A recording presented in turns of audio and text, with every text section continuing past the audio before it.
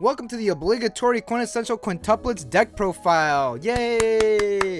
I do expect every Weiss YouTuber to have their own spin on these decks, and god damn it, I'm gonna do one too. Of course, like my name suggests, this deck is going straight to table 500. In Japan, there are shop tournaments called Title Cups. In these tournaments, you are only allowed to enter using a deck of a single series or set. In many cases, it is only a specific set that is allowed. For example, there was a title cup for Sword Art Online. Don't say it wrong, don't say it wrong, don't say it wrong. Alicization. I did it. Oh my god, I finally got the name right. In this case, Japan is going to have a title cup for Quintessential Quintuplets, and because I am not allowed to leave the house, and nor do I have a desire to because of the air quality in California, it's always something. I'm gonna make a Yotsuba deck, and I would eventually like to build this deck physically, but we'll see how that turns out because all of the singles are sold out. So in this deck, we are only going to use Yotsuba cards. Hey wait, I thought you liked Nino. Yes, that is true, but I have a million restandard decks, and I kind of just want to try something different. The Nino is good, the 3-2 Nino, do not get me wrong. All of them are pretty good in their own right, but I want to try my hand on something that is not a restandard deck. Also, I really do like how unique the Yotsuba level 3 is.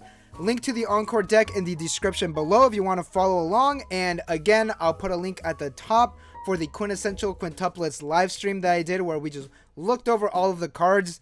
And with that, let's get on with it. Starting off with the level 0s, obviously, Outdoor School is on play, mill 2. If you hit a climax, this gains 2 soul for the turn, and on play, climax ditch salvage. This is at 2 because the plus 2 soul and the mill is nice, but I really do need it for the salvage just to increase consistency. There is no other way to get things out of the waiting room in this deck, and there are a lot of things that I would like to recycle. Plus, my brainstorm is a search. This way, I get all my bases covered. Yukata states that this is on play from hand, top check my deck. If it is a Yotsuba character, this gains 2k power, and when it reverses an opponent in battle, choose a Yotsuba character, rest it, move it in the back row. I am maxing out on these because every card is a Yotsuba card.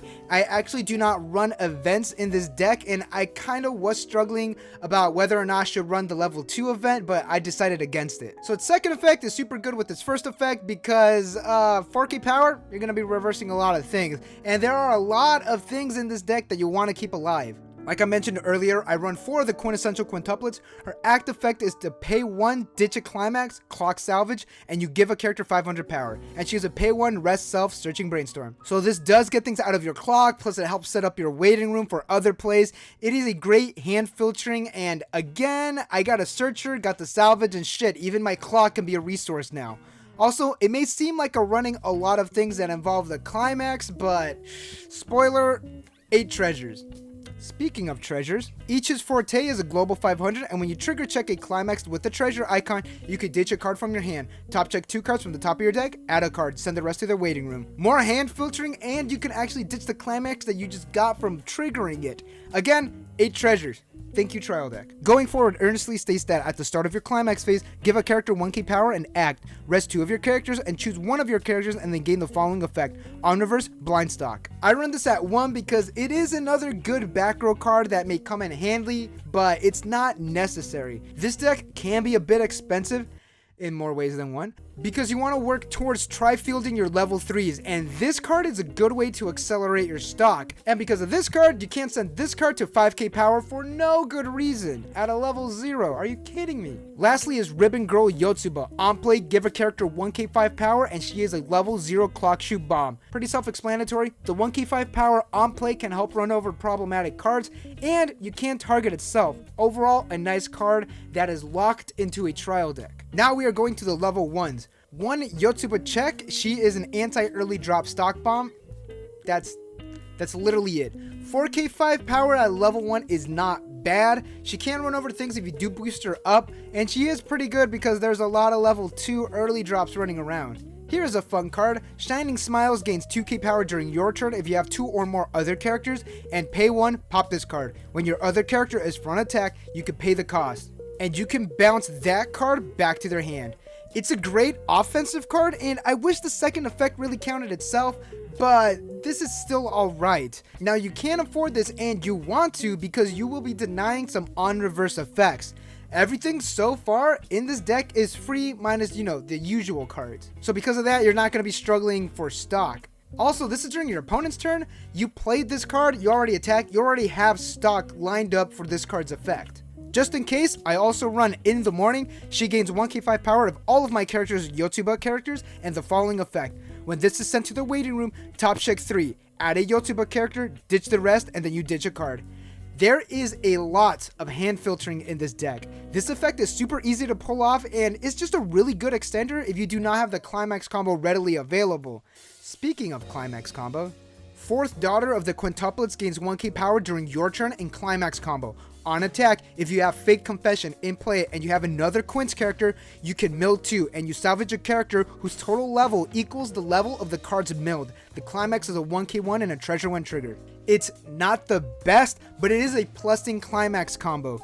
So why am I running this and not the ones in the booster packs? Well,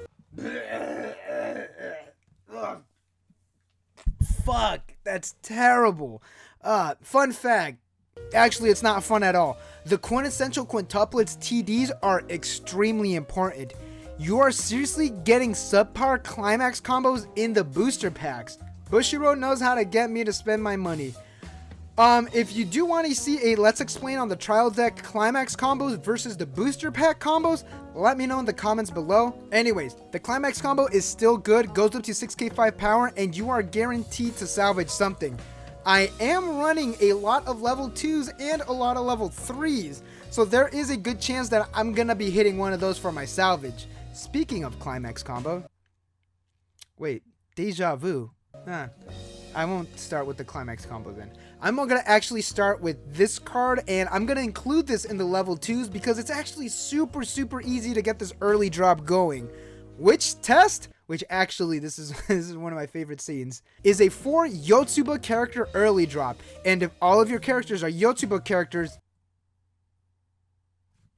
this card gains 2k power and on play, draw 2, ditch 2, blind stock. Pretty standard, super easy to get it going, and I do run it as 3 because it is an early drop and it's actually not that bad. The draw 2, ditch 2, blind stock is... wow, that's like super helpful in this deck, especially because you want certain cards in your hand. We'll talk about that in the level 3s. Alright, now let's talk about the card with the Climax combo.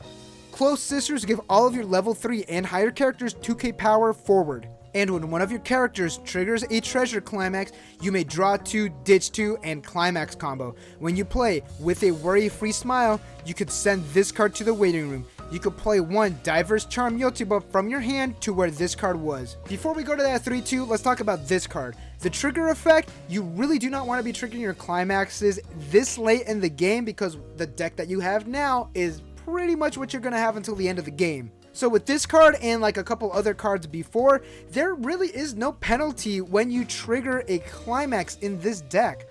What is nice is that you do draw and then you ditch. So if you trigger the climax, you get the climax in your hand, you get that blind stock, and then you draw 2. If you ended up drawing the worry-free smile climax, perfect. You're all set for the next turn. You could actually ditch whatever you have in your hand. The one thing though is that I really do wish this was something else because this is tied to a card that becomes an early drop. I wanted this to be more of a standalone card. Maybe even more power if you could just give me that, maybe? Either way, this is a decent combo. This card and the early drop really do work hand in hand. I run more of these than the early drops because it is my level 3 combo enabler at my level 2s. Also, this is why there are a lot of cards that add things to your hand. You know, from your clock, your waiting room, your deck. You want that 3-2 in your hand. Speaking of Climax combo, am I stuck in a time loop? What is happening? Now, I did talk about this card in a previous episode of This Week in Weiss Schwarz. Diverse Charm gains 1k power if you have 2 or more other Quints characters on play heal and Climax combo. On attack, if you have the same Climax as before and you have 4 or more other characters, this gains 1k power in the following ability until the end of your opponent's next turn. At the start of your opponent's attack phase, choose a character and they lose 2 soul. The Climax is a 1k1 and a treasure when triggered. Now, math is not my strong point, but this can go up to 12k5 power with the Climax, and you want to have these in your back row so you can get one card up to 14k5. Again, if you only have one level 3 and one level 2, you can go up to 14k5. it can run over a good majority of things. It is going to be at 11k5 during your opponent's turn, which is it's not a lot at all. But it can go up to 13k5 if you have this in your back row. All right, we're going to start off with what's good. Whatever is losing 2 soul does not need to be directly in front of this card. So if your opponent tries to be crafty and place their cards away from this, you can just target it. Yeah, hexproof can mess this up. But is your opponent really running hexproof cards? Yeah, probably. Probably. Either way, the effect is pretty much free. You do need to have 4 characters on the field, which is, it's not going to be hard. All of these cards are free, and they even have like no penalty when you play them. The bad is, it's not strong, like I mentioned. I would love this to be stronger, but goddamn, it's really weak. Also, this isn't that strong of a finisher. Yeah, -2 soul to any character is damn good. And if you have a full field of these, -6 soul spread out, dude, that is amazing. But granted, during your turn, you're not really doing much. You see, during your turn, you want to try to end the game. If you're just swinging for 3 soul plus whatever you trigger, that's just a lot of luck being put there. What I do like about this is that this is giving you an extra breath of life to try and kill your opponent. You are denying your opponent doing damage to you, so you could just beat the shit out of them. This is like a soul suppression beatdown deck. Granted, it's not that strong. I really do wish it was. And because of that, it's not really a finisher.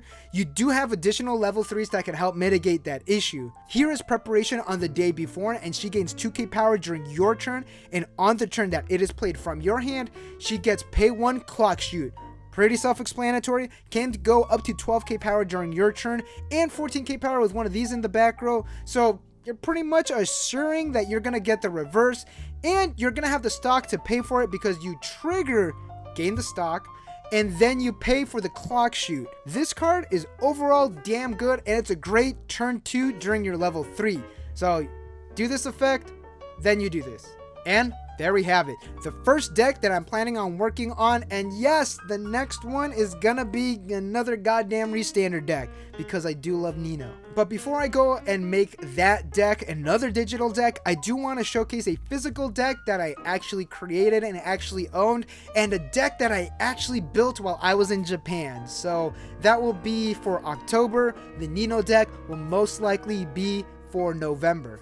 So again, like I mentioned before, because of the quarantine, because of the California fires, I don't want to go outside, and money. This is not a physical deck, and as such, there are things to improve upon. If you have any suggestions as to what can be added, what can be taken out, let me know in the comments below. I want constructive criticism. I do not want any of you motherfuckers saying that to just throw this whole deck away and make a Miku deck, a better waifu deck, because everyone's going to be making a Miku deck. Everybody likes Miku. And hey, I know my taste in waifus, fucking garbage. But hey, it's not another Miku deck. It's something different. And anyways, thank you all for watching, and I'll see y'all in the next video.